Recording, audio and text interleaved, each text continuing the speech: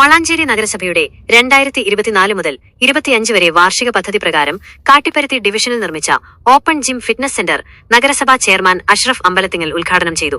നഗരസഭയുടെ കീഴിൽ വരുന്ന 6 ഡിവിഷനുകളിൽ ഓപ്പൺ ജിം ഫിറ്റ്നസ് സെന്ററുകൾ സ്ഥാപിക്കുന്ന പദ്ധതിയുടെ ഭാഗമായി തുറക്കുന്ന 6ാമത്തെ കേന്ദ്രമാണിത്. കാട്ടിപ്പരുത്തിയിൽ ജനപങ്കാളിത്തത്തോടെയാണ് ഈ ഫിറ്റ്നസ് സെന്റർ നാടിന് സമർപ്പിച്ചത്.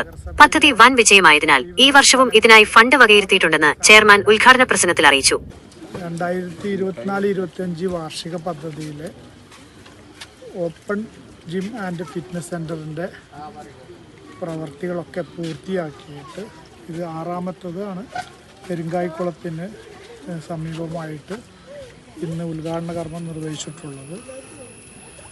നമുക്കറിയാം, ഇന്നിപ്പോൾ ജീവിതശൈലി രോഗങ്ങളൊക്കെ ഏറ്റവും കൂടുതലായിട്ട് പ്രായമുള്ള ആളുകളിൽ മാത്രമല്ല ചെറുപ്പക്കാരിൽ പോലും നിലവിലുണ്ടാകുന്ന ഒരു കാലഘട്ടത്തിലൂടെയാണ് നമ്മൾ കടന്നു പോകുന്നത്.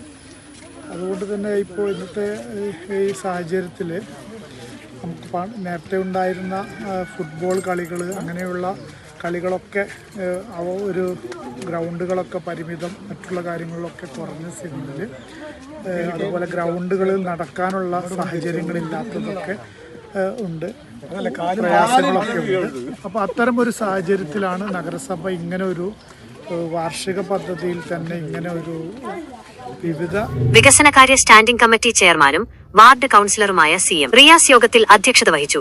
വിദ്യാഭ്യാസ കലാ കായിക സ്ഥിരം സമിതി അധ്യക്ഷൻ മുജീബ് വാലാസി, കൌൺസിലർമാരായ ഷിഹാബ് പാറക്കൽ, സുബിത രാജൻ, ബഷീർ, കുഞ്ഞി മുഹമ്മദ്, കരുണാകരൻ, രാജേഷ്, അസീസ് പാടത്ത്, സലീം പാടത്ത് തുടങ്ങിയവർ ചടങ്ങിൽ പങ്കെടുത്തു.